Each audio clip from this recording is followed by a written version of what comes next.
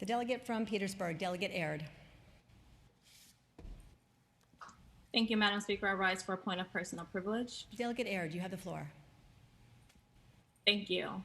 Madam Speaker and ladies and gentlemen of the body, all around the country today, Black women are striking in the honor and memory of Breonna Taylor and demanding that we take a moment to truly think about what life would be like without a Black woman. Breonna Taylor was like all Black women, essential to the livelihood of this country.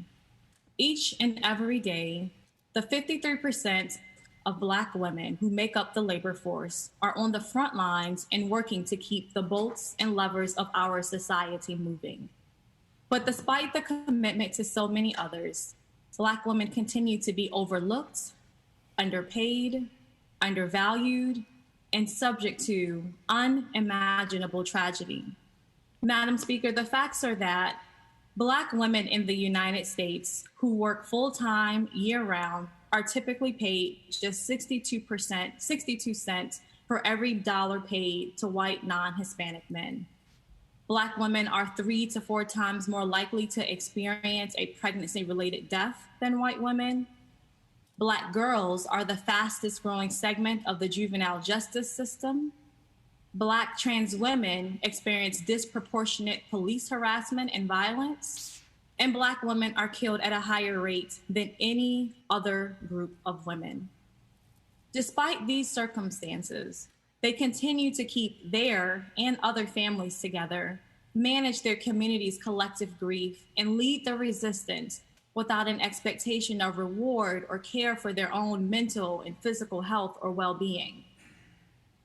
Even knowing these facts, Madam Speaker, the reality is that no matter how many Black women would like to strike as a result of their enduring pain and the systemic economic health and criminal justice disparities that exist, they just can't afford to. For 401 years, so many Black women have showed up before us, and even when they were fed up. So today we show up, my colleagues and I in this body, whether acknowledged or not, because we know how important our voice is and how far our efforts still have to go.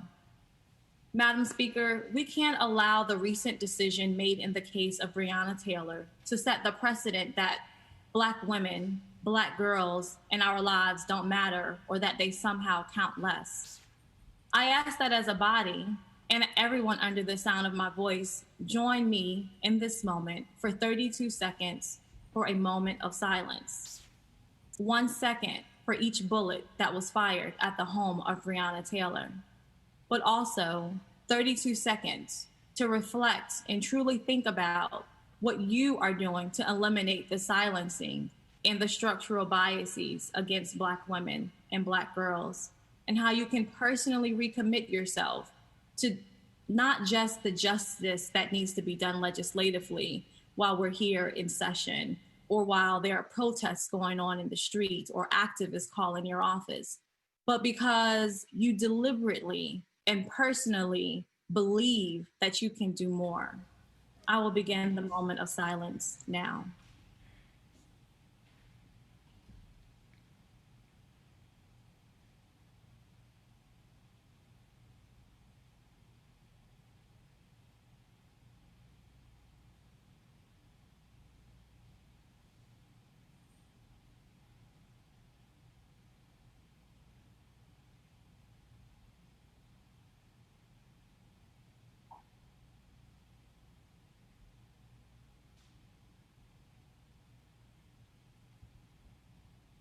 Thank you, Madam Speaker.